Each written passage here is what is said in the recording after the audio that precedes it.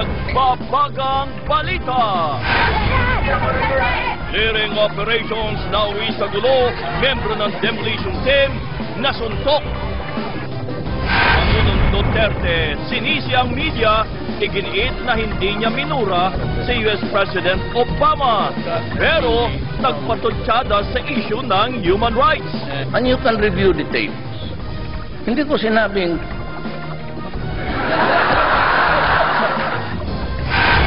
Brother ni Lea Salonga, timbog matapos iturong dealer ng ecstasy. Batang sumabit sa jeep na laglag.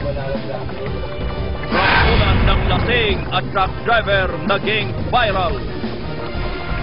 Matungit ng mga doktor at nurse sa public hospitals ipagbabawal. Angel Locsin, pasok sa sexiest list ng MTV Australia.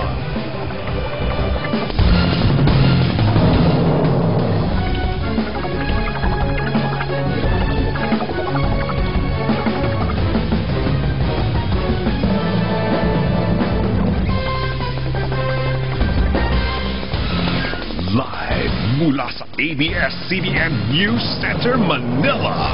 Ito ang TV Patrol!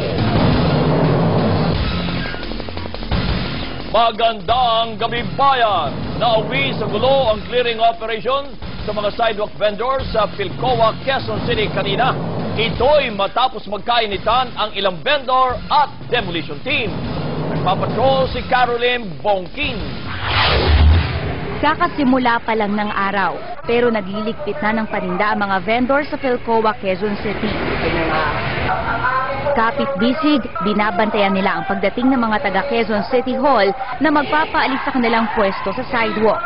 Sabi kasi ng City Hall, nagiging sanhi rin sila ng pagsisikip ng daan. Nang makita, agad nilang binarikadahan si QC Councilor Rani Ludovica na makalapit sa kanilang mga tindahan. Parsada po ito, para po sa tao to, hindi ho sa vendor. Ha? Marami ho kayo na po pormisyo. Tapos na po sa usapan dito. Pero hindi pa rin napigilan. Dinimolish ang mga stall. Wala nang nakuhang mga paninda na nauna nang naitago ng mga vendor.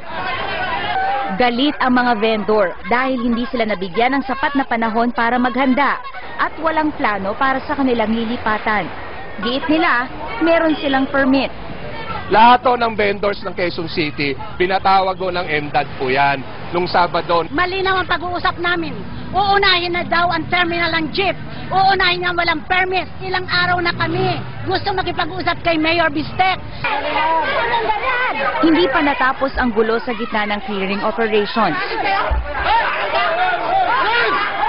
Sinuntok ng vendor ang isang taga-demolition team na nakuyog na rin ng ibang nagtitinda. Sa isang sulok, nakita namang hinahatak ang isang vendor. Pinapadampot raw kasi ni Councilor Ludovica ang dalawang lalaki para ipa-drug test. Nagtuturuan ng mga tindera at demolition team kung sino ang nagsimula ng away. Sila ho ang nanakit, sila ho nag-provoke. Karamihan ho ng mga nauhuli naming illegal vendors gumagamit ho ng droga. Silang nananakit po sa mga lalaki. Sinapak na ng makasamahan niya. O hindi alis yan. Kaya pinaprotektahan namin. Walang inaresto sa kaguluhan, pero banta ng konsihal, huhulihin at ipapa-drug test nila ang mga vendor na babalik pa sa Philcoa. Caroline Bongkin, ABS-CBN News.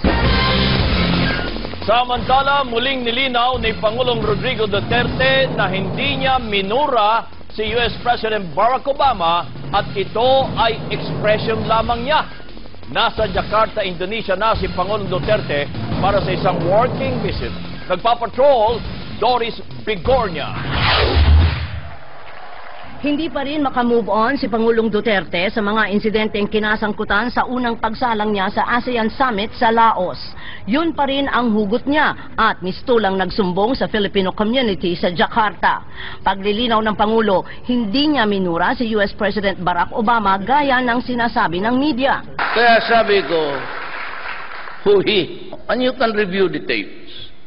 Hindi ko sinabing,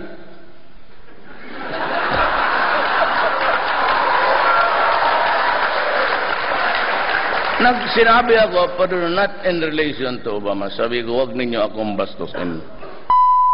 Bababuhin ko kayo doon. Paulit-ulit niyang itinanggi ang pagmumura niya at kung meron mang dapat sisihin kung nagkatampuhan sila ni Obama, walang ibaan niya kundi ang media. They can spin any international. They will spin everything to. Para kay Digong, lost in translation ang press, lalo na ang foreign media na anya'y nag-translate ng kanyang trademark na pagmumura ayon sa kanilang nais na anggulo. Yung sa atin, they connected with the word. I was talking all along in the dialect. It is not translated in. Naging kontrobersyal man siya sa Laos. Mas Laos naman anya ang mga nagpupumilit na magpaliwanag siya sa extrajudicial killings at human rights violation. Gate niya, wala siyang dapat ipaliwanag kahit kanino kundi sa mamamayang Pilipino. I don't give. At kung kalkalan lang din naman anya ng human rights records, mag-throwback anya ang Amerika sa ginawa nila sa mga Moro nung Phil-Am War. Si Ban Ki-moon mentioned it in passing. But of course, this is a legitimate statement actually. Pero ako, because of the pressure na para huminto na sila, sabi ko, since human rights was mentioned, I produced a few pages with pictures in the pacification campaign by the Americans at the turn of the century. Dahil may hugot kapag nababanggit ang human rights, ibinasura niya tuloy ang prepared speech niya sa East Asia Summit sa kamuling binanatan ang media. This is my speech, tinapong ko ng ganon. Ito si Ban Ki-moon nakihalo. He also gave a statement before, but several weeks ago, about the human rights violation. Sabi ko, isa ka pang. Ang balita, natigalgal ang mga lider kasama si Obama nang sila ang makatikim ng lecture tungkol sa human rights. Dahil doon, ayon sa isang source na nasa meeting, kinamayan lahat ni Obama ang lahat ng lider maliban kay Duterte. Agad namang pinabulaanan nito ng kanyang Foreign Affairs Secretary. President Duterte had to leave because he had a bilateral with the Russians, with Medvedev. And so he had to step out, and at that time, Mr. President Obama was still in the room, and then he had also to leave when the President got back for the closing ceremony. Sa pagpapaliwanag sa mga nangyari sa Laos, hindi na tuloy masyadong nabigyang pansin ang mahigit 700 miyembro ng Filipino community sa Indonesia na dumalo sa meet and greet. Hindi na nakapag-Q&A ang mga ito sa Pangulo. Bagamat nagkaroon ng alingas-ngas sa Laos, 8.5 pa rin daw ayon sa gobyerno ang grade ni Pangulong Duterte sa ASEAN Summit. Dito sa Indonesia, titingnan ng lahat kung makakaten ba ito sa mainit na usapin na pagsalba sa isang OFW na nakatakdang bitayin. Doris Bigornia, ABS-CBN News, Jakarta, Indonesia. Samantala, hihingi po si Pangulong Duterte kay Indonesian President Joko Widodo ng note verbal para payagang tugisin ang mga bandido, pirat at mga terorista kahit na pumapasok ito sa ereyang sakop po naman ng teritoryo ng Indonesia, Pilipinas at maging Malaysia. Ayon sa Pangulo, dapat ay wakasan na ang terorismo sa karagatan. Ayon pa sa kanya, ito'y nabanggit niya kay Widodo kaya siya'y umaasang ito'y may lalagay sa isang note verbal. Habang nasa Laos, nagpatutsada po si Pangulong Digong sa issue ng karapatang pantao habang kaharap si US President Barack Obama at ilang pang mga East Asian leaders. Nagpapatrol, Willard Cheng. Sa East Asia Summit, muling nakaharap ni Pangulong Duterte si US President Barack Obama kung saan naging marubdob ang Pangulo sa kanyang pahayag habang ipinagtatanggol ang kanyang kampanya laban sa droga sa closed-door na pagpupulong. Ayon sa ulat ng Reuters, hindi binasa ng Pangulo ang inihandang talumpati at nagpakita ng litrato ng mga Pilipinong pinatay ng mga Amerikanong sundalo noong panahon ng digmaan. Sabi niya, kailangang malaman ang kabuang kwento ukol sa karapatang pantao. Ginawa niya ang pahayag matapos magsalita at mabanggit ni Obama ang isyu ng karapatang pantao. Ayon sa DFA, naging marubdob ang pahayag ng Pangulo sa mga naging paglabag sa karapatang pantao ng mga taga Mindanao sa kasaysayan. Hindi nagpatinag ang Pangulo sa kanyang kampanya kontra iligal na droga na ayon sa kanya ay para sa kapakanan ng susunod na henerasyon, habang ginagalang pa rin ang due process at karapatang pantao. Sa pagtatapos ng summit, sinabi ni Obama na hindi niya pinepersonal ang nagdaang pahayag ng Pangulo sa kanya, kabilang ang pagmumura. I don't take these comments personally because it seems as if this is a phrase he's used repeatedly, including directed at the Pope and others, and so I think it seems to be just a habit, a way of speaking for him. Sa kabila ng kontrobersya at hindi pagsipot ng Pangulo sa dalawang pulong dahil masama ang pakiramdam, itinuturing ng kaalyado na matagumpay ang unang biyahe at pagpapakilala ng Pangulo sa world stage. ASEAN was bitten by the Duterte bug. No, if you circulate among the ministers, the delegates, ramdam mo na naging isang center of attraction si President Duterte. In the end, what do we want to bring home? Goodwill. Then we want to convert that into tourism, trade, industry, cultural exchange. Pagkakataon naman ng Pangulo na tanggapin ang mga bibisitang leader sa pag-host ng Pilipinas ng ASEAN Summit sa susunod na taon. Willard Cheng, ABS-CBN News, Laos. 4 ang patay sa anti-illegal drugs operation sa Barangay Tatalon sa Quezon City. Sa Hagonoy, Bulacan naman, 1 ang patay habang 2 ang arestado sa magkahiwalay na buy-bust operation. Nagpapatrol Francis Colbe. Isa-isang inilabas ng mga pulis ang bangkay ng 4 na napatay sa anti-illegal drugs operation sa maliit na barong-barong sa Barangay Tatalon, Quezon City. Target ng operasyon ng taxi driver na si Richard Hilbano na nasa drugs watch list ng QCPD Station 11. Ayon sa pulisya, nakatanggap sila ng sumbong na may nagaganap na drug session sa bahay ni Hilbano. Pinutukan kaagad sila kaya di sila nakapasok kaagad. Nung neutralize nila yung pinaka-lookout tsaka sila nakapenetrate dun sa loob. Pagpasok nila, pinutukan din sila kaya nag-retaliate yung mga tao natin. Aminado naman ang kaanak ng sospek na gumagamit siya ng droga. Sa Hagonoy, Bulacan, sa gilid na ng kalsada bumagsak ang hinihinalang tulak na si Ramiro Cortez matapos umanong manlaban sa mga pulis sa buy-bust operation kagabi. Nahalata raw ni Cortez na pulis ang kanyang kausap kaya agad siyang namanil. Na-recover kay Cortez ang caliber 45 at 4 na sachet ng sabu. Nahuli rin ang kasama ni Cortez na si Roberto de la Cruz alias Obet sa hiwalay na operasyon sa Barangay San Agustin kahapon. Sa isa pang buy-bust operation sa Barangay Santa Monica, kalaboso ang hinihinala rin tulak na si Edgardo Enriquez alias Kamote na kabilang sa top 10 most wanted drug personalities ng Hagonoy. Nahulihan siya ng 2 sachet ng sabu. Medyo tahimik na ngayon sa amin. Kaya talaga ma'am na hindi maiwasan na may mga dumadayo. Sa Marikina, magkasamang nahuli sa operasyon ang magkalibin na sina John Lennon Gulapaw at Danilo De Leon alias Danica kagabi. Na-recover sa kanila ang 25 gramo ng sabu na nagkakahalaga ng 30,000 piso. They're not from this place. Antakin mo, from Taguig, from San Mateo, and then dito nagpe-pedal sa area natin, sa Marikina.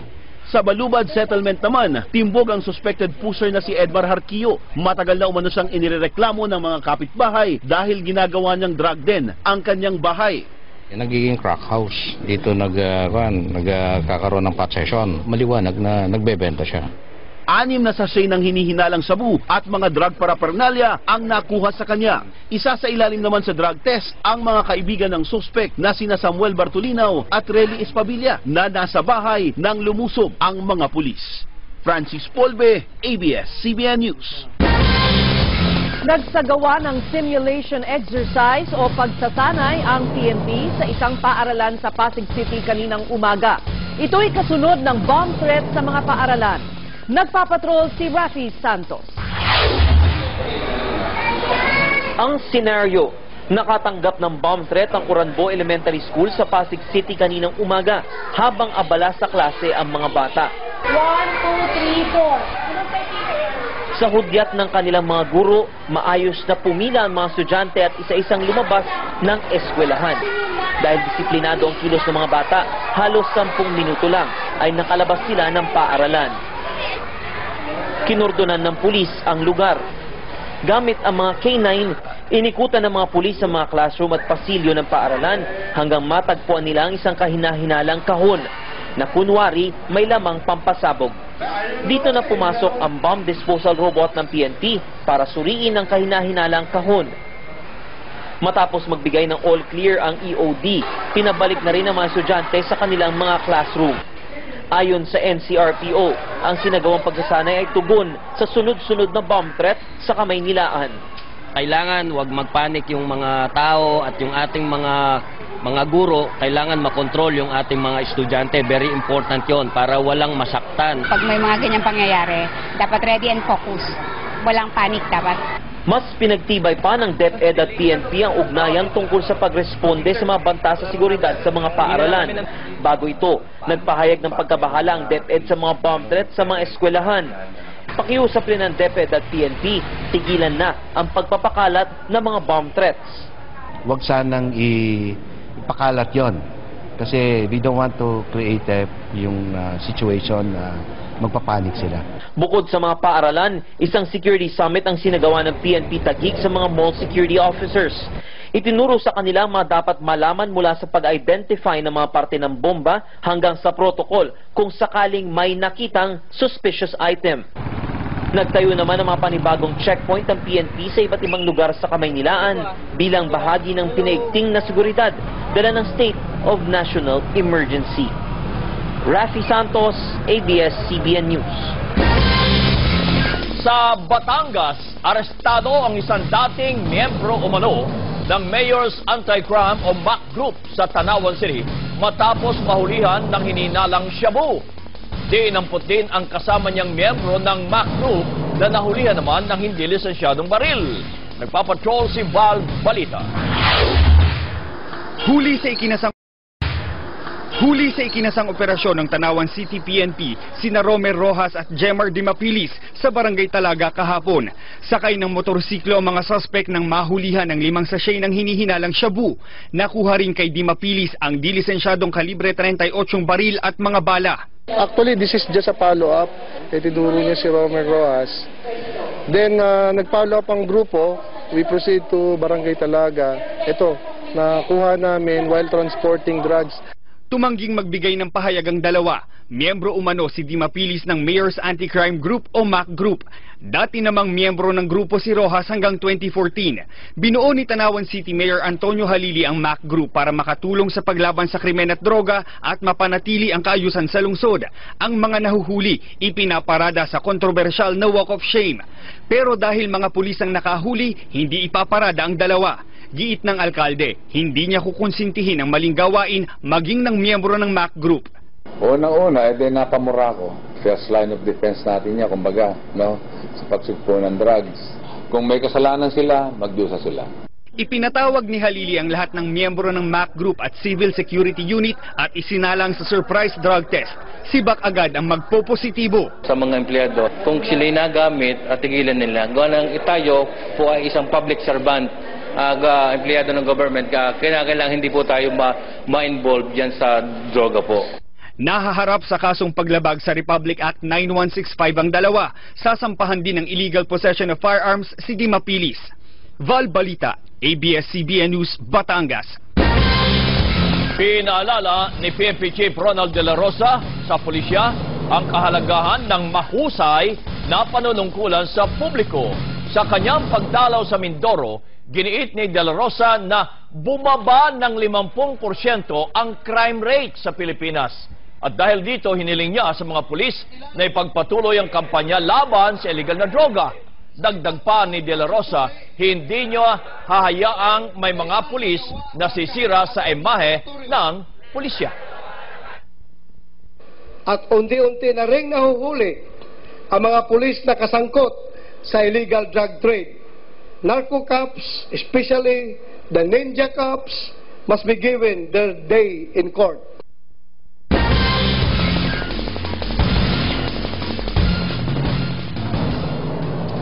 Sugatan ng isang empleyado ng Bacoor Hall of Justice matapos na barilin ng hold-upper. Ayon kay Porfirio Cruz Jr., nakaupo siya sa gilid ng kalsada sa Manggahan, Barangay Habay 2 nang lapitan ng dalawang lalaking nagdeklara ng hold-up. Nagpumiglas si Cruz kaya siya'y binaril sa paa ng isa sa mga sospek. Nakuha sa kanya mga alahas, cash at baril na abot sa 400,000 pisong halaga. Ayon sa Bacoor Police, pang-apat na si Cruz na nabiktima ng naturang mga sospek. Natukoy ang isa sa mga sospek pero wala sa bahay nang puntahan ito ng mga pulis. Nanawagan sa Malacanang ang isang makakaliwang grupo na sabihan si Senador Richard Gordon na tigilan na ang pagsusulong nito ng panukalang pagbibigay kapangyarihan sa Pangulong Digong na magdeklara ng suspensyon ng writ of habeas corpus. Iginigi din nila sa isa pang mababatas na hindi maaaring isabatas ang nasabing suspensyon. Nagpapatrol, George Carino. Dating human rights lawyer at 15 taong nagturo ng batas sa UP, si Congressman Harry Roque. Nagtataka siya kung saan nakapulot ng idea ang kapwa niya UP graduate na si Senator Richard Gordon na magsabatas ng suspension of writ of habeas corpus. Pinaalala ni Congressman Roque kay Senator Gordon ang probisyon ng batas tungkol sa suspensyon ng writ of habeas corpus at nilinaw na hindi ang pagsasabatas ng panukala ang magtatakda ng suspensyon.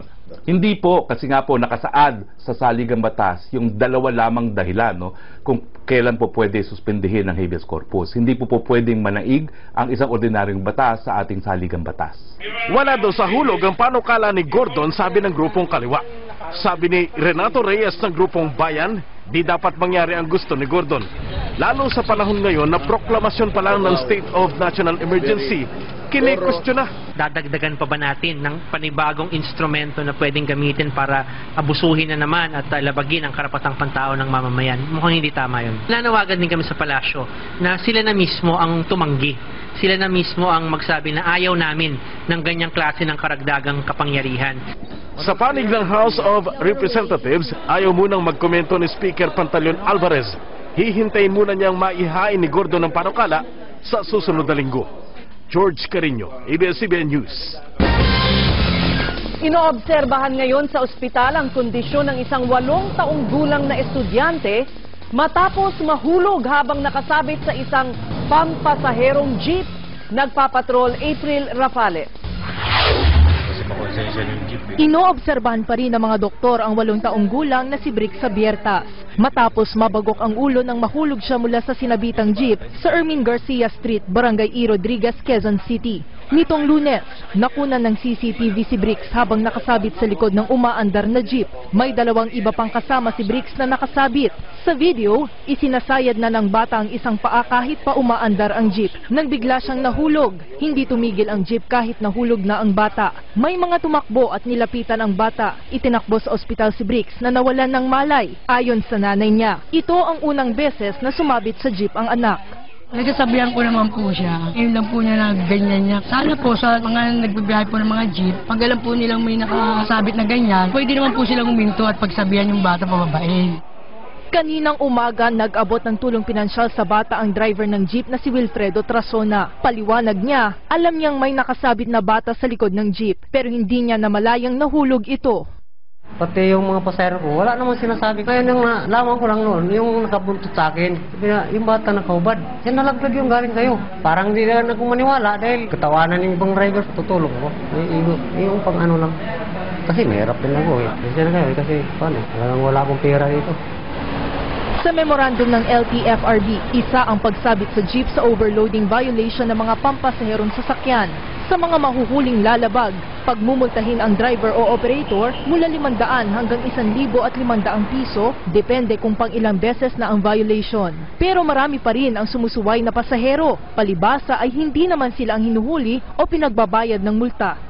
Pinakiusapan ko sila na hanggat maaari pag sumabit, itigil ang sasakyan at pababain. Kasi kung minsan hindi namin makikita yung nasa likuran. Karamihan hindi concern ang pasahero Ipinagbawal na rin ng kapitan ng Barangay E. Rodriguez ang pagdaan ng mga jeep sa Ermin Garcia Corner, Cambridge Street mula alas 11 ng umaga hanggang alas 6 ng gabi. Dahil sa dami ng mga estudyanteng pasahero dito na ang ilan ay ugaling sumabit sa jeep. April Rafales, ABS-CBN News. Pinayuhan ng Philippine Embassy ang mga Pinoy na limitahan ang pagbiyahe patungong Singapore kasunod ng banta ng Zika virus. May payo naman ang DOH sa mga nagpaplanong magbuntis. Nagpapatrol, Jenny Reyes, Dogma. Hinimok ng Department of Health ang mga babaeng nagpaplanong magbuntis na kumonsulta muna sa doktor kasunod ng banta ng Zika virus sa bansa. Matindi kasi ang epekto nito kapag dumapo sa buntis. Posible itong magdulot ng microcephaly sa sanggol kung saan maliit ang ulo at utak ng bata. Kaya kapag lumala pa ang sitwasyon ng Zika sa bansa, posibleng hikayatin ng DOH ang mga babae na iwasan muna ang pagbubuntis. Isa sa paraan kasi para wag maapektuhan yung mga magbubuntis sa atin ay family planning. May TRO kami sa Supreme Court, kaya kulang ang armas namin sa family planning. Samantala sa Singapore, pumalo na sa 292 ang kumpirmadong kaso ng Zika virus. Kaya pinayuhan ng Philippine Embassy ang mga turistang Pinoy na may balak bumiyahe sa Singapore na tumuloy lang kung talagang hindi pwedeng kanselahin ang biyahe.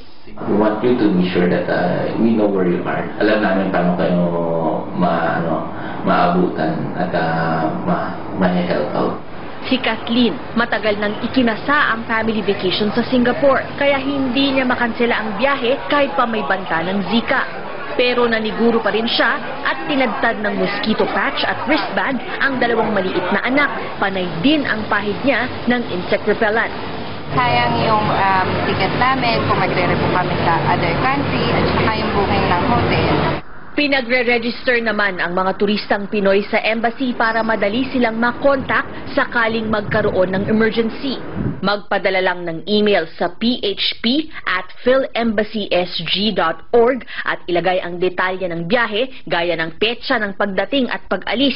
Ilagay din ang inyong contact details at address at telepono ng kamag-anak sa Pilipinas.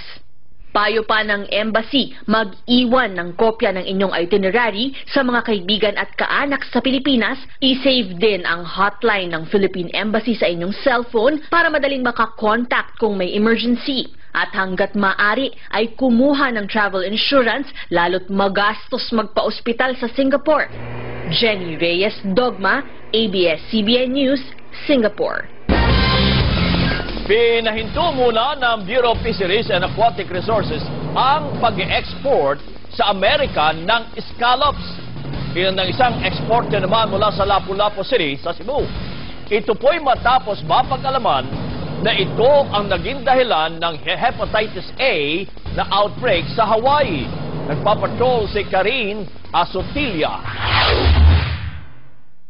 Agosto ngayong taon nang maitala ang outbreak ng hepatitis A sa ilang restaurant sa Hawaii. Sa pag-iimbestiga, nalaman na galing ito sa isang exporter sa Pilipinas. Pansamantalang ipinasara ang apektadong restaurant at inimbestigahan ang kaso. Dahil sa nangyari, sinuri ng Bureau of Fisheries and Aquatic Resources ang De Oro Resources Incorporated sa Lapu-Lapu City, Cebu, na exporter ng scallops sa Hawaii kung saan umano nang galing ang mga scallops na nagpositibo sa Hepa A. According to the U.S. Food and Drugs Agency, contaminated by Hepa A virus. It was alleged that there were already 206 affected. Ipinatigil muna ng Bureau of Fisheries and Aquatic Resources Central Office ang pag-export para makagawa ng mga hakbang na matiyak na ligtas ang pagluluwas ng mga ito sa ibang bansa. Sa pagsusuri ng BFAR, lumalabas na ligtas ang mga scallops mula Lapu-Lapu City, pero may iba pa umanong pinagkukunan ang exporter. Because we are also investigating in Masbate where the raw mat coming from. Even ang mga katauhan dito, pa-laboratory test. Sinubukan ng news team na kuhanan ng pahayag ang exporter, pero tumanggi sila. Sa ngayon, wala pa namang naitatalang kaso ng hepatitis A ang DOH Central Visayas dahil sa pagkain ng scallops. Pero payo nila sa mga kumakain ng scallops, linisin at pakuluan itong mabuti bago kainin. Karin Asotilia, ABS-CBN News.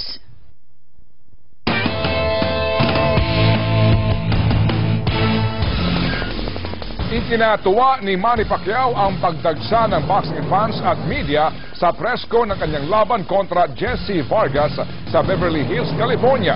Katuparan po naman para kay Vargas ang maarap ang kanyang idol. Nagpapatrol, Dayan Castillejo. Tuwang-tuwa si Manny Pacquiao sa napakainit na pagtanggap sa kanya sa press con ng laban nila ni Jesse Vargas. Balik sa dating boxing mode si Pacman nang pag-usapan ng bakbakan niya sa November 5 sa WBO welterweight champion si Jesse Vargas. Parang malungkot ako pagka iniwanan ko na yung boxing, hindi pa ako handa para iwanan, and then hindi pa naman ako laos at mabilis pa naman, young, I still feel young, so that's why I decided to continue my career. Steve Wynn ang host ng fight sa Thomas and Mack Center na may capacity na 19,000. May mga ticket na ibinabenta sa $50 para mas maraming fans ang makapanood ng live. I feel happy and excited because I'm giving back to the fans na yung pabor na binigay natin balik, at so para pabor sa mga fans na makapanood sila ng live. So yun, maganda. Kahit siya ang kampiyon, underdog pa rin ang Mexican-American na si Vargas. Las Vegas ang kanyang base at excited siya na makaharap ang legend tulad ni Pacquiao. Manny has shown that he has been on top for several years now, and I'm looking forward to defeating him and showing him that it's my time now. Hindi sa HBO mapapanood ang fight sa Amerika, pero ayon kay promoter Bob Aro, malawak pa rin ang platform ng coverage ng laban. We'll do all our shoulder program. We'll be doing all of it, and you'll be seeing it on Turner, on Fox, on ESPN. Magkakaroon naman ng hiwalay na press con si Aro para kay Nonito Donaire na kasama sa fight card ni Pacquiao sa November 5. Diane Castillejo, ABS-CBN News.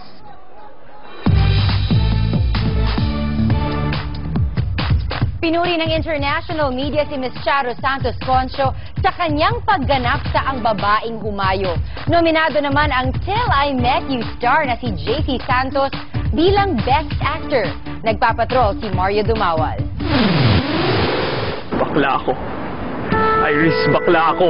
Pinangunahan ni JC Santos ang bagong citations ng PhilStage Gawad Buhay Awards para sa pinakamahusay na pagganap ng mga stage productions ngayong 2016. Nominadong Best Actor si JC para sa Constellations, kung saan cited din ang co-star niya si Chris Villonco bilang Best Actress.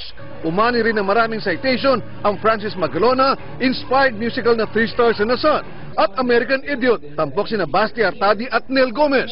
Tiniyak ni JC, hindi niya iiwan ng teatro sa gitna ng kasikatan niya sa Till I Met You. Maraming nanonood, at saka yung mga fans ng JD, sobrang happy, sobrang grateful. Hinamon naman ni Direk Love Diaz ang Metro Manila Film Fest na ipalabas ng buo ang kanyang Venice Film Fest entry na Ang Babaeng Humayo. Halos 4 na oras ang takbo ng pelikula, higit sa 2 oras at kalahati sa mga regular films. Kung gusto nila ng pagbabago, show this film. Hindi dahil pelikula ko, pero ibigyan natin sa lang Pilipino. Humarap naman sa publiko si Ryan Cayabyab mula nang mag-viral ang balitang namatay siya nitong weekend. Inilunsad ni Mr. C ang album kasama ang bago niyang singing group. Hindi niya raw alam kung paano magre-react sa condolences para sa kanyang pamilya dahil sa maling balita. Yung daughter ko, nag-issue siya agad ng my father is alive and well. Even my wife, nagtatawa na kami. Ang dami pa lang share na talaga. Tapos ang dami ng condolence the family of, oh my God. Aminado si Ryan, may high blood siya, pero kontrolado ito ng gamot at dieta. Mario Dumawal, ABS-CBN News. 7 Chinese na tinuturong operator ng Shabu Lab sa Pampanga humarap na sa piskal. At buntis, kanyang mister at isa pang kaanak na bidyuhan sa paggamit ng droga. Nagbabaga mga balita sa pagbabalik ng TV Patrol!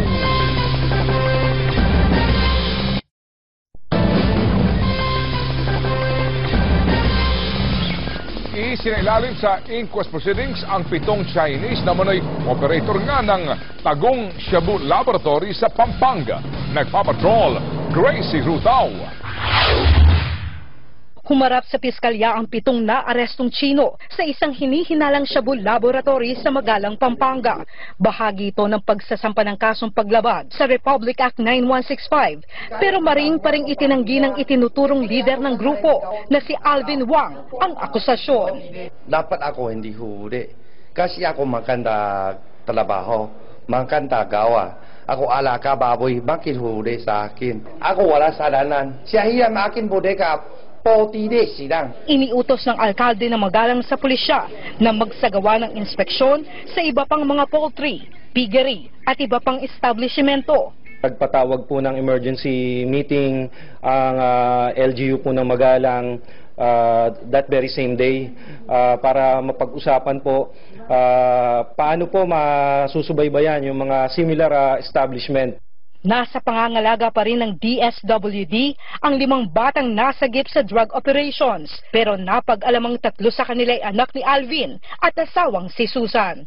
Trauma yung mga bata, gawa nga na pinasok sila ng mga armado, wala silang talagang kamalayan dun sa operation po ng laboratory. Inaalam pa kung may kaanak ang mga bata sa bansa. Samantala, hinatulan na ng habang buhay na pagkabilanggo si Albert Chin alias Robert Chin, ang Chinese na leader ng Chin Drug Group sa Regional Trial Court Branch 75 ng Olongapo City kaninang umaga.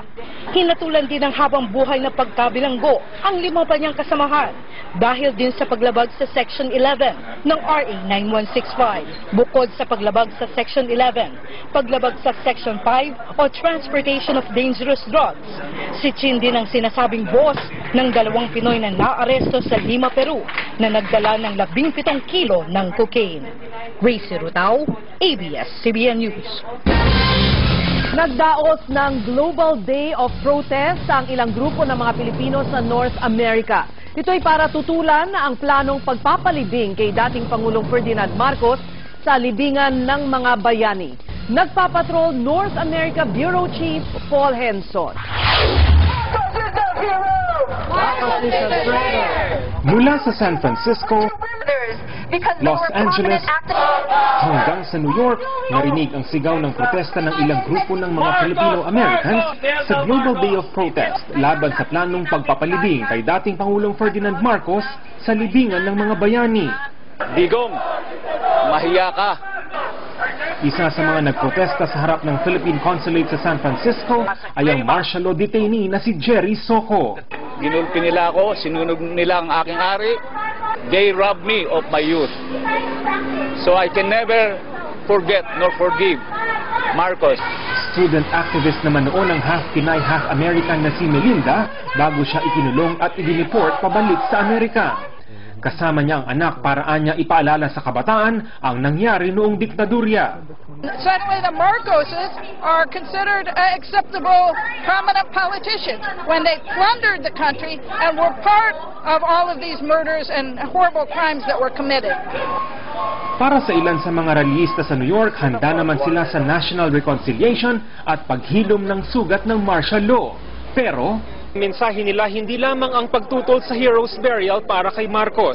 Ayon sa kanila, ayaw din nilang malagay muli sa panganib ng martial law ang Pilipinas.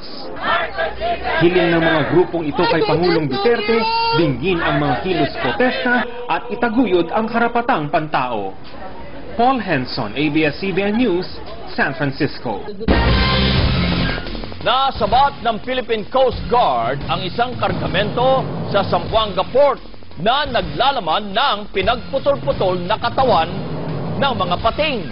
At ayon po sa Coast Guard, may natanggap silang impormasyon na may ipadadalang mga kinatay na endangered species ng pating mula sa Tawi-Tawi. Kabilang naman sa mga nakumpiska ay mga karne ng whale shark o butanding. Ilalim po ng Philippine Fisheries Code of 1998, bawal ang manghuli at magbenta ng endangered species. Multa at kulong ang parusa sa lalabag sa batas. Kapamilya weekend na. Alamin natin kay Bettina Magsaysay kung uulan ba o hindi sa mga susunod na araw. Bettina, kamusta ang magiging panahon sa ating weekend? Seth, 3-day weekend pa. Tama. Sa 3-day weekend ang ating aasahan. At Seth, Umpisa muna natin sa Mindanao dahil uulanin ang ating mga kapamilya dyan ngayong weekend. Yung low pressure area na binabantayan natin kahapon ay nasa West Philippine Sea na matapos dumaan sa Visayas at sa Mindanao. Ngayon naman kasalukuyang nasa 60 kilometers west ng Dipolog City, Zamboanga del Norte ang LPA. Pero patuloy itong magdadala ng katamtaman hanggang sa paminsang malalakas na ulan pagdating sa Bukidnon, dito sa Cotabato area, Dipolog at dito sa may Zamboanga. Apektado rin ng low pressure area ang Visayas, kaya asahan ang light to moderate at paminsang malakas na ulan sa Iloilo, Bacolod, sa Dumaguete, pati na rin dito sa Bohol. Kaya ingat po sa ating mga kapamilya dyan. Uulanin din po ang Mimaropa dahil sa LPA. Pinakaapektado ang Palawan, kaya doble ingat po sa mga kapamilya nating may balak mag-long weekend sa Palawan. Mataas rin ang chance ng isolated thunderstorms sa nalalabing bahagi ng Southern Luzon, dito sa Central Luzon, pati na rin dito sa Baguio. Sa Metro Manila naman, magiging maaraw sa weekend, pero may chance rin ng sandaling buhos ng ulan sa hapon. Samantala, kapamilya, may isa pa tayong weather system na minomonitor. May nabuong bagyo sa labas ng Philippine Area of Responsibility. Inaasahang papasok ito sa PAR sa linggo at tatawaging bagyong Ferdy. Sa forecast track nga dito sa ng The Weather Company, hindi inaasahang direktang tatama sa bansa ang bagyo dahil sa kanyang northwest na direksyon. Pero ayon naman sa Pag-asa, may posibilidad pa rin itong tumama sa Northern Luzon sa susunod na linggo. At yan muna ang latest mula dito sa ABS-CBN Weather Center. Ingat ngayong long weekend, kapamilya.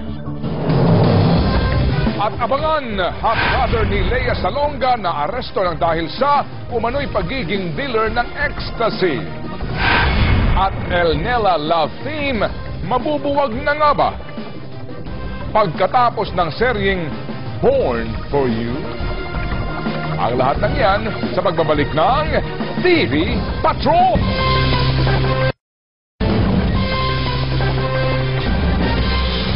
Arestado ang isang lalaki sa Hagonoy, Bulacan matapos gahasain at busohan ang kanyang dalawang hipag, kabilang ang isang menor de edad. Exclusive nagpapatrol, Bianca Dava. Matay na siya, hindi na siya tularan ng iba. Ito ang galit na mensahe ni Aling Daisy sa manugang na si alias Joey. Bukod kasi sa niloko ni Joey ang anak niyang si May, hinalay pa raw ni Joey ang isa pang anak, ang 13 anyos na si Jenny. Sa iisang bahay lang nakatira ang suspect at kanyang asawa, mga hipag at ganan sa barangay San Nicolas sa Hagonoy. Sa salaysay ni Jenny, simula noong grade 2 pa lang siya, paulit-ulit na siyang hinihipuan at hinahalay ng bayaw. Sabi niya, naawa siya sa atin niya, sa anak ng atin niya, kasi bata pa. Kala kasi niya siguro, lilipas din yung ginagawa sa kanya ng kuya niya. Wala kami at alang tao, ginagano niya yung anak ko. Binobosohan pa raw ng suspect ang isa pa niyang hipag na 20 anyos naman. Kahapon, dumulog ang mag-iina sa pulisya para ipaaresto si Joey. Hindi naman itinanggi ni Joey ang mga paratang. Po kasi naisip ko hindi ko siya mapigilan man po. Napipigilan ko po siya hanggang hawak lang po. Hindi umano siya gumagamit ng droga. Depensa niya, may sakit siya sa pag-iisip. Since high school po, pipigilan ko lang po. Wala po akong bisyo ma'am, kahit po inom po. Sabi lang niya yun, tiniranan niya ng tuluyan yung buhay ng anak ko. Sa medical legal ni Jenny, kumpirmadong hinalay ang dalagita. Nakatakda siyang isailalim ng DSWD sa counseling. Kanina, sumailalim na rin sa inquest ang suspect para sa kasong rape at molestation. Bianca Dava, ABS-CBN News. Inaresto naman ng National Bureau of Investigation ang mag-asawang tulak at nagpapatakbo umano ng drug den sa Pasig City. Ang babaeng suspect, 7 buwang buntis pa at umaming regular na gumagamit ng shabu. Nagpapatrol si Nico Bawa. Kita sa surveillance video ang paggamit ng droga ni Marcos Castañeda at ang 7 buwang buntis niyang asawa na si Alma. Kasama rin sa session nila ang kapatid ni Alma. Pinasok ng NBI Anti-Illegal Drugs Division ang bahay nila sa Pasig kung saan nagtutulak ang mag-asawa at ginagamit din umanong drug den. Nabawi ang 8 sachet ng shabu at drug paraphernalia. Sa Tagalog po, nagbabatakan po sila. Gumagamit po sila dun sa loob ng pamamahay mismo itong mag-asawa at iba pang bisita nila roon. At minabuti po nating mag-apply ng search warrant. Ayon sa barangay, dati nang kinausap ang mag-asawa sa Oplan Katok pero nagpatuloy pa rin sa pagtutulak. Itinanggi ito ng mag-asawa pero umamin sa paggamit ng shabu pati ang buntis na misis. Nitong buntis ka, gaano kadalas ka gumamit ng shabu? Ano lang, 2 beses sa linggo. Gamot na. Parang yun ang ginagamit ko. Na? Yun, yung drugs. Wawala. Itinanggi rin ng mag-asawa na gumagamit sila ng droga sa harap ng 6 nilang anak. Sinubukan din daw nilang magbago. Ba't yun naman kinonsente? Sabay kayo gumamit? Lalayasan niya po ako. Ha? Lalayasan niya po ako pag gano'n. Sa ngayon, pag-uusapan pa kung makakatanggap ba ng rehabilitasyon ang mag-asawa habang nakakulong. It may take DSWD to counsel the children as well. Not only itong babae, no? Rekomendasyon ng NBI Behavioral Sciences Division, dapat din i-evaluate ang mga anak, lalo't aminado si Alma na gumamit din siya ng droga habang buntis sa 3 niyang anak. Ayon sa mga eksperto, iba-iba ang epekto sa mga anak na mga nagbubuntis na gumagamit ng droga. Posibleng hindi ma-develop ang kanilang mga utak o di kaya magkaroon sila ng physical deformities. Nico Bawa, ABS-CBN News. Natimbog ng Quezon City Police ang 3 dealer umano ng ecstasy sa mga bar at restaurant sa Metro Manila. Isa sa mga ito'y nagpakilala pang half-brother daw ng singer-actress na si Lea Salonga. Nagpapatrol, Dolan Castro. Hindi na nakapalag ang isang lalaki ng damputin sa bypass operation ng QCPD sa Barangay Pinyahan. Nakuha sa suspect ang 51 piraso ng ecstasy at party drugs. Sa follow-up operation naman, kanina madaling araw, arestado rin ang isang Philip Salonga sa loob ng isang bar sa Julio Vargas Avenue, Pasig. Nabawi sa kanya ang 14 na piraso ng ecstasy at 3 plastic ng dried marijuana. Halos kasabay nito, dinampot sa Tantasora Avenue si Edward Jose na nahulihan naman ng 15 pink tablet ng ecstasy. Sa ginawang ecstasy distribution matrix ng QCPD, makikita si Philip Salonga ang nag-distribute umano ng ecstasy sa 2 naaresto. May mga contact na sila sa kanila mag-o-order. So meron silang pinagkukuhaan at meron silang pinagbabagsakan. So basically, they are dealing with this. So hindi ito yung user. They are pushing, di ba? Dito mga seller nito mga ito. Aminado naman sa paggamit at pagbebenta ng party drugs si Salonga na nagpakilala pang half-brother ng singer-actress na si Lea. Natikman ko lang ho last year, tapos medyo nagustuhan ko lang po, tapos may nagpasabay. Ayun na po. Ikaw bang kapatid mo siya? Half-sister po. May ginawa namang paglinaw ang QCPD. Definitely no, Lea Salonga is not involved in it. Sa isang statement, sinabi naman ng Broadway artist si Lea Salonga na kapatid nga sa ama si Philip. Hindi raw makikialam ang pamilya sa investigasyon ng pulisya. At kung mapatunayan nagkasala si Philip, dapat siya maging responsable sa kanyang ginawa. Ayon naman sa QCPD, may mga nakakalap silang impormasyon at pangalan ng mga artista na sangkot sa illegal na droga. Pero patuloy pa nilang binavalidate ang mga impormasyong ito. Hawak na ng QCPD ang tinuturong supplier ng 3 naaresto habang nakipag-ugnayan na rin sila sa mga may-ari ng bar sa lungsod para tuluyang mahuli na ang ilang pang mga tulak ng party drugs at ecstasy sa lungsod Quezon. Dolan Castro, ABS-CBN News.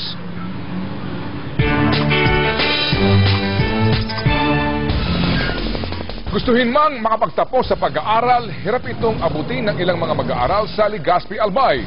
Sa pamasahe pa lamang kasi, kapos na po ang mga ito. Kaya sa report ni Bernadette Sembrano, isang public high school sa probinsya ang itinataguyod po ang Bike Mo, Pag-asa Ko para makatulong sa mga gipit na mga mag-aaral. Panalo to. Halos araw-araw sa klase, bakante ang upuang ito. Dahil ang dapat nakaupo dito, nasa kalye pa, naglalakad at nagmamadali. Malayo kasi ang bahay nila sa kanyang eskwelahan. Nag-extra po akong magtrabaho po. Naglilinis po ng mga bahay po dito sa aming barangay po. Naglalakad lang ako papuntang sa school namin. Palagi akong late. Dahil sa kahirapan, nahinto rin siya sa kanyang pag-aaral. Kailangan niya muna kasing maghanap buhay at kumita para makatulong sa kanyang pamilya. Masipag mag-aral. Naawa ako sa kanya kasi hindi na nakakakita yung isa. mata niya. Isa lamang si RJ sa maraming kabataan sa Albay na kailangan magbanat ng buto at maghanap ng kahit na pamasahe man lamang para makapasok. Sa dami ng gasto sa pang-araw-araw sa pagpasok sa eskwela, para sa iba ultimo yung mamasahe, anak ko, napakahirap na. Kaya naman, malaking bagay yung may magagamit kang bike sa pagpasok sa eskwela, bukod sa exercise na, libre pa. Malasakit ng prinsipal at mga guro ang nagtulak para mabuo ang Bike Mo, Pag-asa Ko program. Tulong ito ng Pag-asa National High School o PNHS para sa mga mag-aaral nilang mahihirap at hindi kayang sustentuhan ang pang-araw-araw na pamasahe pagpasok. Pangarap ko po na ang mga bisikletang ito ay maging susi o daan para maiahon nila ang kanilang mga pamilya sa kahirapan. At para matiyak ang kaligtasan ng mga bata, may Memorandum of Agreement na pinirmahan ang mga magulang, bata at pamunuan ng PNHS. Mahigit 200 bikes na ang kanilang nalikom mula nang simulan ang kanilang programa noong nakaraang taon. At sa tulong ng mga donors, patuloy pang dumarami ang mga donasyong bisikleta. Pero may hiling si Principal na mas kailangan ngayon sa kanilang programa. Ang pinaka-challenge sa amin talaga sa Bike Ko, Pag-asa Mo project is yung pag-maintain ng mga bisikleta. Lalong-lalo na pag naibibigay ito sa mga estudyante na walang-wala. Kaya nga po kami ay nangangalap ng tulong kahit hindi na po bisikleta, yung maintenance and repair na lamang po. Nay! Isa si RJ sa maswerteng nabiyayaan ng programang Bike Mo, Pag-asa Ko. Kaya naman todo alaga si RJ sa bago niyang partner sa pag-aaral. Inalagaan ko po pupunta, pagtapos ko nito, ginagaray ko dun sa taas ng bahay namin para hindi mawala. Tandaan, itong bisikleta ang bubuo ng inyong pangarap. Wala nang malilate, wala nang mag-a-absent. Para sa PNHS, ang pahalagahan ng kanilang naiambag ay malaki ng karangalan. At kahit simple man ang paraan ng kanilang naisip na tulong para sa kanilang mga estudyante, malalim naman ang kahulugan nito. Dahil sa bawat padyak ng mga paa sa kanilang mga bisikleta papuntang paaralan, ay isang ikot ng gulong ng kanilang kinabukasan. Susunod, rambulan ng lasing at truck driver sa kalye sa pool sa video. At Angel Locsin kahanay sina Rihanna, Kim Kardashian at Kate Upton sa sexiest nationalities in the world. Sa pagbabalik ng TV Patrol.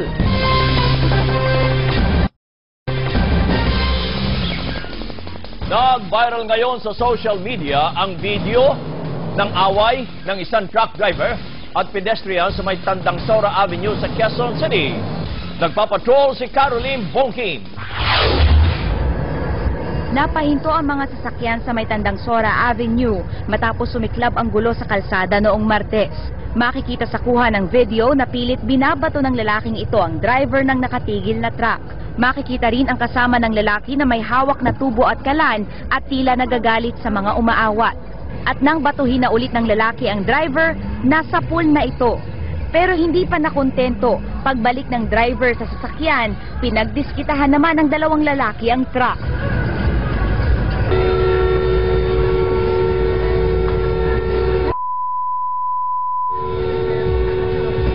Kaya bumaba ulit ang driver at hinabol ng hampas ang isa sa mga nambato. Pero ang kasamahan niya ang naabutan sa gate ng isang eskwelahan at hinampas ng tubo ng driver. Nagtakbuhan ang mga estudyante sa takot na madamay, habang may ibang tumulong batuhin ang lalaki na nakuyog pa. Kwento ng tindera na si Jacqueline, nagsimula ang lahat nang businahan ng driver ng truck ang tumatawid na lalaki na tila lasing. Sabi nung lasing, bumaba ka dyan. Iyabang niya. Tapos pakababa niya, may dala ng tubo. Sinundan yung lasing dito sa tindahan, pinagsasapak. Tagal nilang nag-away. Bakit? Hindi magpaawas yung lasing. Ang sabi ng mga gwardyang umawat, natapos lang ang gulo nang umalis na ang driver pagkatapos mahampas ang nambatong lalaki. Hindi na rin nai-report sa pulis ang nangyari. Caroline Bongkin, ABS-CBN News.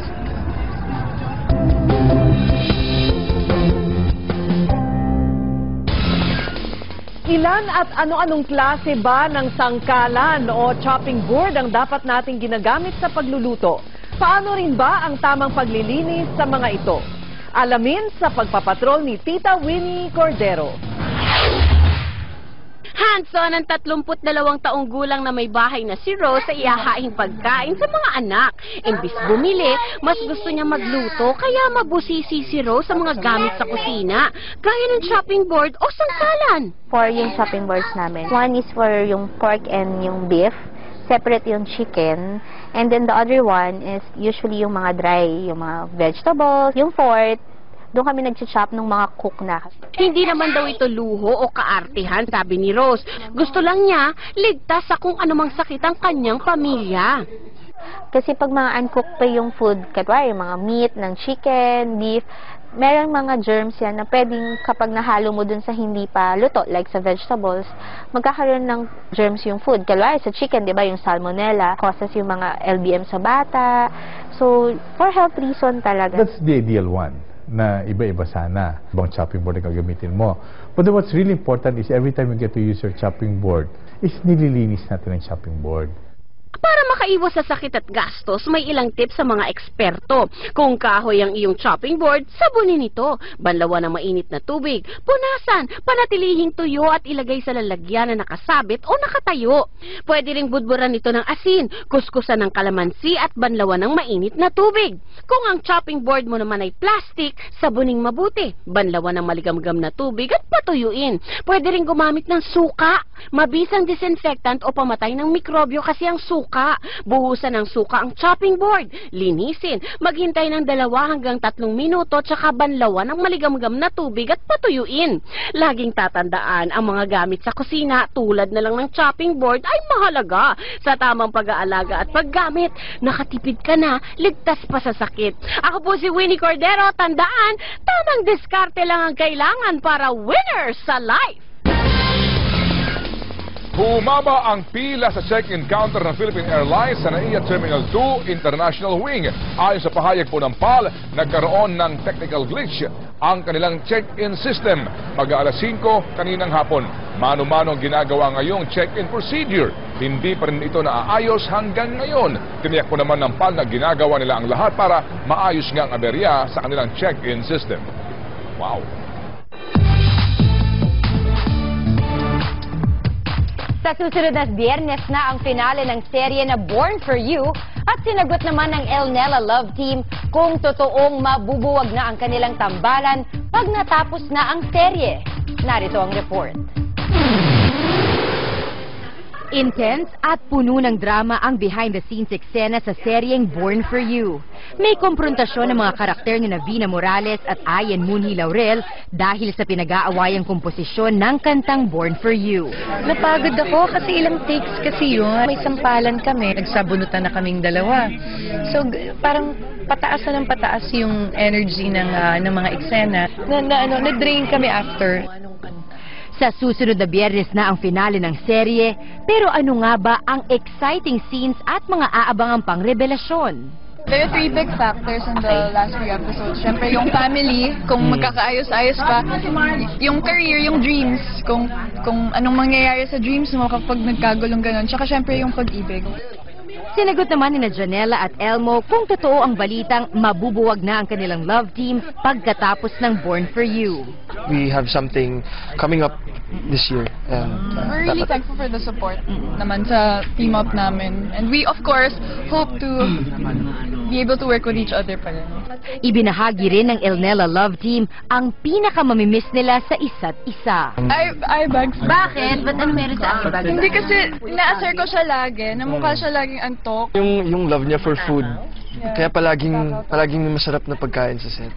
Espesyal naman ang pagtatapos ng serye sa September 16. Sasabayan ito ng concert sa Kia Theater kung saan magiging parte rin ng ending ang mga manonood. Masusungit na doktor at nurses sa public hospitals ipagbabawal. At Angel Locsin kasama sa listahan ng sexiest nationalities in the world. Sa pagbabalik ng TV Patrol!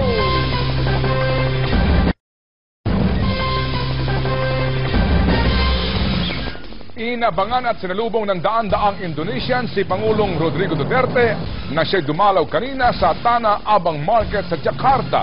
Kasama si Indonesian President Joko Widodo, pinagkaguluhan ang dalawang pinuno sa sikat na mall sa Jakarta. Masayang kumaway at nakipag-usap pa ang mga ito sa mga nagtitinda. Tumanggi po naman si Pangulong Digong na ilahad sa media kung napag-usapan ba nila ni Pangulong Widodo si Mary Jane Veloso, ang Pinay na nasa death row ngayon sa Indonesia nang dahil nga sa kaso sa droga. Ayon sa Pangulo, hindi ito para sa public consumption. Nilagdaan po naman ni Pangulong Digong at Widodo ang Joint Declaration on Cooperation on Maritime Security na magpapaigting sa kampanya kontra terorismo at pamimirata sa karagatan. Sinita ni House Speaker Pantaleon Alvarez ang Department of Transportation dahil nakukulangan siya sa trabaho ng ahensya sa unang 80 araw ng Duterte administration. Nagpapatrol RG Cruz. Sa isang pambihirang pagkakataon, dinayo ni House Speaker Pantaleon Alvarez ang isang budget hearing kanina. Ang nakasalang ang Department of Transportation na pinamunuan niya noong Arroyo administration. Prinangka niya ang ahensya na baka mapako ang mga pangako ng Pangulo noong kampanya dahil sa kanila. Sinita niya kung bakit wala pa ring mai-issue na plaka, lisensya at ORCR ng sasakyan ng LTO. Personal daw itong naranasan ng isang kaibigan niya.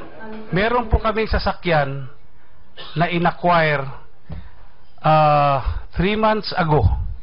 Hanggang ngayon, ang dealer cannot provide the ORCR. Bakit ganun? Alam ko po wala kaming problema sa ORCR. Siguro po pwedeng malaman from the dealer. Ma'am, kayo po ang USEC.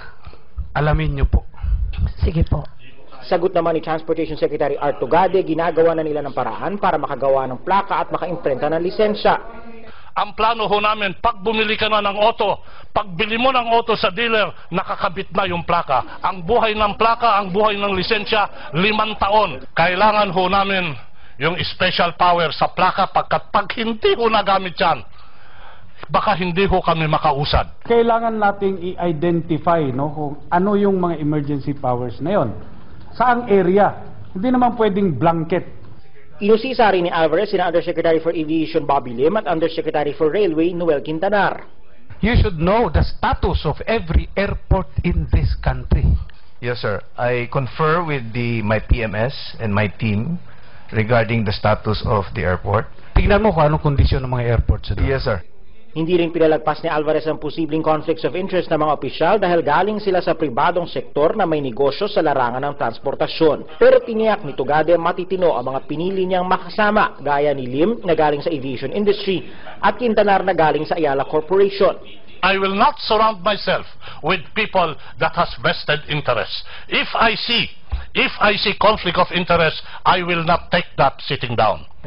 Kanina inisa-isa ng ahensya ang mga panukalang proyekto para sa 2017. Mahigit 55 billion pesos ang hinihinging budget ng ahensya sa 2017 na mas mataas ng 25% sa budget nito ngayon. Ang malaking bulto nito aabot sa 39.3 billion nakalaan para sa mga infrastructure project. Kabilang na dito ang bus rapid transit system sa Metro Manila at Cebu, integrated transport terminals, IT system ng LTO at airport rehabilitation.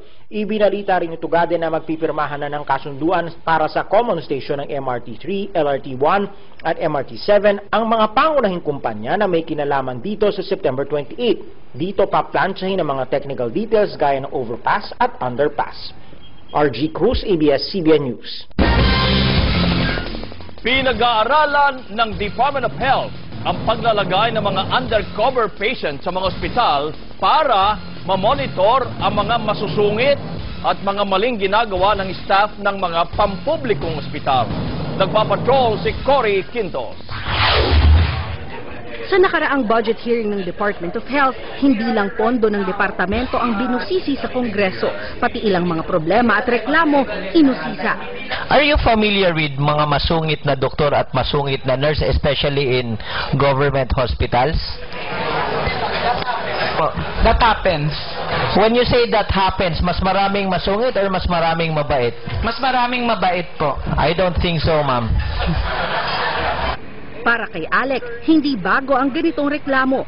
Ilang beses na raw siyang nakaranas ng pagsusungit, panlalait at pagbalewala ng staff sa pampublikong ospital. Bakit ka ngayon lang? Nagitna naman po ako. Sabi, wala po akong kaalaman. Sabi niya, ang dami-dami namin sinusulat o ang dami-dami namin ginagawa. Naranasan din ito ni Ana at Mark.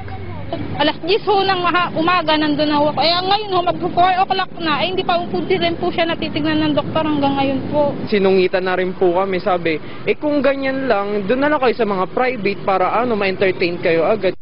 Ito ang gustong solusyonan ngayon ng DOH. I'm thinking of really sending ghost clients, yung from the Department of Health pupunta doon sa hospital and to observe how they treat the patients. Wala umanong regulasyon o proseso ang DOH na ipatutupad sa mga ospital. Pero paalala nila sa mga staff, dapat maging madali sa mga pasyente na makuha ang kanilang magandang serbisyo. Maaring tumawag sa hotline ng DOH kapag may reklamo. Sa Legal Office ng Professional Regulation Commission o PRC kapag staff ng ospital ang inirereklamo. Cory Quintos, ABS-CBN News.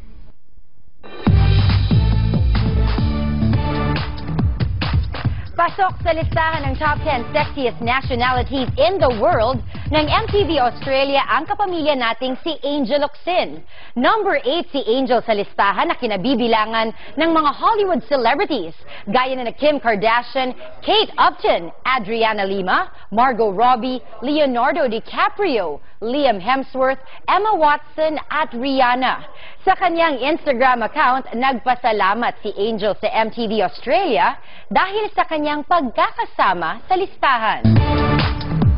Backstreet Boys, NSYNC at One Direction, gaya nila, gusto mo rin bang maging member ng isang boy band? Baka ito na ang iyong ticket to fame. Ang pasilip sa Pinoy boy band superstar sa pagpapatrol ni MJ Felipe. Guwapo, talent at charm. Ito ang hinahanap na ingredients sa mga boys na kukumpleto sa bubuuing boy band sa talent search na Pinoy Boy Band Superstar. Hango ito sa Latin American Singing Competition na La Banda.